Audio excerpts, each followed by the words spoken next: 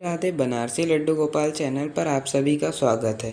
गर्मियाँ का मौसम शुरू हो चुका है तो आज हम जानेंगे गर्मियों में लड्डू गोपाल जी की सेवा कैसे करनी चाहिए और इसी के साथ साथ हम अपने लड्डू गोपाल जी की सेवा किस प्रकार करें और क्या क्या विशेष सेवाएं होती हैं। हम तो गर्मियों का सेवा स्टार्ट कर दिए हैं अपने लड्डू गोपाल जी का। तो लड्डू गोपाल जी की क्या क्या विशेष सेवाएं हैं तो आज इस वीडियो में आपको देखने के लिए मिलेगा। तो क्या क्या व्यवस्थाएं करना है गर्मियों में लड्डू गोपाल जी की सेवा के लिए, तो वीडियो आप अंत तक ज़रूर देखिएगा। तो देखिए, गर्मियों का मौसम स्टार्ट हो गया है। गर्मियों के मौसम में मच्छर बहुत ज़्यादा लगता है, इसलिए हम लड्डू गोपाल जी के लिए एक मच्छरदानी भी मंगा लिए हैं ताकि मेरे लड्डू गोपाल जी की आराम से सो सके। देखिए, गर्मियों के मौसम में हम लड्डू गोपाल जी को हम सुबह जल्दी घंटी बजाकर या ताली बजाकर लड्डू गोपाल जी को जगा लेंगे। आप चाहें तो भजन गाकर भी अपने लड्डू गोपाल जी को जगा सकते हैं।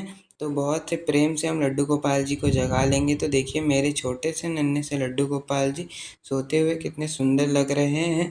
सबसे पहले हम जल का भोग लगाएंगे। गर्मियों में जल्दी उठकर आप लड्डू गोपाल जी को सबसे पहले जल का भोग लगाएं, उसके बाद दूध का भोग लगाएं।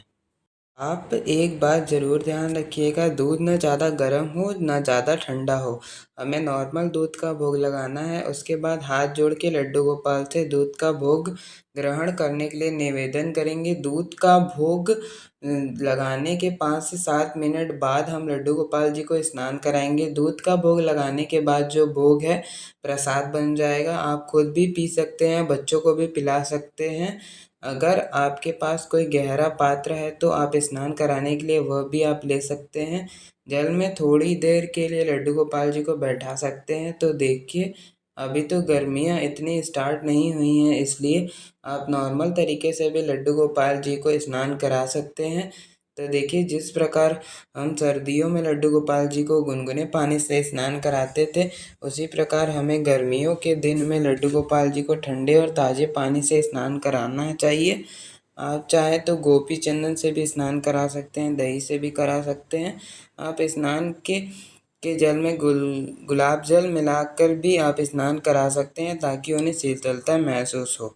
तो स्नान कराने के बाद जब स्नान का जल कोई भी पौधे में हम डाल देंगे। स्नान कराने के बाद हम लड्डू गोपाल जी को शरीर आप सॉफ्ट टॉवल से अच्छे से पोंछिए। अगर आप ये सोचते हैं कि गर्मियाँ हैं तो लड्डू गोपाल जी को शीतलता मिलती रहेगी, तो ऐसा गलती बिल्कुल ना करें, क्योंकि हमारे लड्डू गोपाल जी जो हैं ना, एक धातु से बने हुए होते हैं। क्योंकि लड्डू गोपाल जी के विग्रह पर अगर कहीं भी जल रह जाता है तो वहाँ पर काला पड़ जाता है। गर्मियों के दिन पे आप लड्डू गोपाल जी को ठंडा इत्र ज़रूर लगाइए, जैसे मोगरा, चंदन, गुलाब। इस तरह के इत्र से लड्डू गोपाल जी के शरीर में ठंडक प्रदान होती है। इसके बाद हम लड्डू गोपाल जी का सुंदर सा श्रृंगार करेंगे। गर्मी का दिन है तो आप लड्डू गोपाल जी को हम ज़्यादा से ज़्यादा कॉटन का वस्त्र ही पहनाएंगे। आप जितने हो सके उतने हल्के वस्त्र आप पहना सकते हो लड्डू गोपाल को। तो देखिए, अब तो स्टार्ट है, यानी गर्मियों की शुरुआत है। तो जब जो भी आपके पास कॉटन का वस्त्र है आप वो पहना सकते हो। तो देखिए, मेरे पास हल्के से हल्के कॉटन का वस्त्र है तो मैं लड्डू गोपाल जी को वही पहना रहा हूँ। तो गर्मी के दिन पे जब अधिक गर्मी हो तो लड्डू गोपाल जी को ज़्यादा जल्दी ना पहनाएं, जैसे कि गले में माला ज़्यादा ना पहनाएं। मैंने सिर्फ एक ही माला पहनाया है। हाथ पे लड्डू गोपाल जी को हम हल्के से कंगन पहना दूंगा। गर्मियों के दिन पे आप लड्डू गोपाल जी को भारी भरकम मुकुट ना पहनाएं। और देखिए, गर्मियों के दिन पे आप लड्डू गोपाल जी के सर पे, हाथ पे और पैर पे चंदन आप ज़रूर लगाइए, क्योंकि चंदन की तासीर ठंडी मानी जाती है और गर्मियों के दिन पे लड्डू गोपाल जी को शीतलता मिलती है। और ये कुछ ऐसा सुझाव है और ऐसे ही बचाव हैं जो लड्डू गोपाल जी को गर्मियों से बचाएंगी। जो अपने लड्डू गोपाल जी को लल्ला यानी अपने बच्चे समझ के रखते हैं, ऐसे में जब गर्मियाँ शुरू हो गया है तो आप भी अपने लड्डू गोपाल जी की सेवाओं के दौरान इन चीज़ों की विशेष ध्यान जरूर रखें। आप अपने लड्डू गोपाल जी को गर्मियों में कैसे सेवा करते हैं कमेंट कर ज़रूर बताइए। तो लड्डू गोपाल जी के पूजा में सबसे पहले हम दीपक जलाएंगे। और एक बात का विशेष ध्यान रखें, जो आप अपने दीपक जलाए हैं वो लड्डू गोपाल जी के पास से थोड़ा दूर ही रखें, जिससे लड्डू गोपाल जी को दीपक का अधिक लौ ना लगे, उसकी गर्मी प्रदान ना हो। तो देखिए, हम लड्डू गोपाल जी के साथ साथ गौ माता की भी पूजन करेंगे। तो लड्डू गोपाल जी को हम चंदन से तिलक लगाएंगे और गौ माता को हम रोली से तिलक लगाएंगे। उसके बाद हम फूल समर्पित करेंगे। तो देखिए, लड्डू गोपाल जी के आसपास खूब सारे फूल रखें, इससे लड्डू गोपाल जी को ठंडक महसूस होता है और वातावरण भी सुगंधित रहता है। तुलसी दल आप जरूर समर्पित करें, क्योंकि तुलसी के बिना लड्डू गोपाल जी की पूजा अधूरी मानी जाती है। उसके बाद हम लड्डू गोपाल जी का भोग समर्पित करेंगे। तो लड्डू गोपाल जी को जो भी भोग प्रसादी आप समर्पित करेंगे वो अधिक गर्म ना हो। सर्दियों में लड्डू गोपाल जी को हम गर्म चीज़ों का भोग लगाते हैं, वैसे गर्मियों में हम गोपाल जी को ठंडक प्रदान करने वाली मक्खन मिश्री ठंडी खीर, रबड़ी, दही, ठंडाई मौसमी फल जैसे तरबूज, खरबूज, ककड़ी जिसका तासीर ठंडा हो उसका भोग आप लगा सकते हैं। अगर आप भोजन का भोग लगा रहे हैं वो अधिक गर्म ना हो, और साथ ही साथ आप लड्डू गोपाल जी के लिए एक छोटी सी मटकी में जल भरकर भी रख सकते हैं, उससे जल ठंडा रहता है।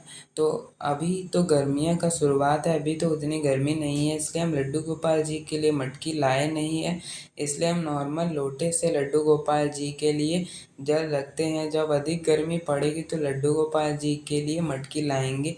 जो भी लड्डू गोपाल जी भोग आप समर्पित करेंगे उसमें तुलसी दल आप जरूर डालें। फिर हम लड्डू गोपाल जी की आरती करेंगे, तो बहुत ही प्रेम पूर्वक हम लड्डू गोपाल जी की आरती करेंगे। गर्मियाँ हैं तो लड्डू गोपाल जी के रूम में अगर पंखा लगा हुआ है तो कोई टेंशन वाली बात ही नहीं है, और अगर पंखा नहीं लगा हुआ है तो मार्केट में छोटी सी कूलर भी मिलती है, अगर संभव हो तो वो भी ला के लड्डू गोपाल जी के पास लगा सकते हैं। लेकिन इस कूलर की कितनी कैपेसिटी नहीं है कि रात भर चले।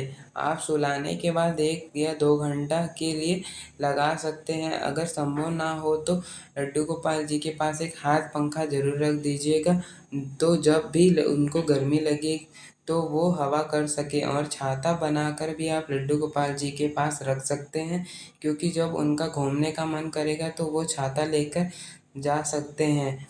जल रखना लड्डू गोपाल जी के पास ना भूलें और हर 2-3 घंटे में बदलते रहें।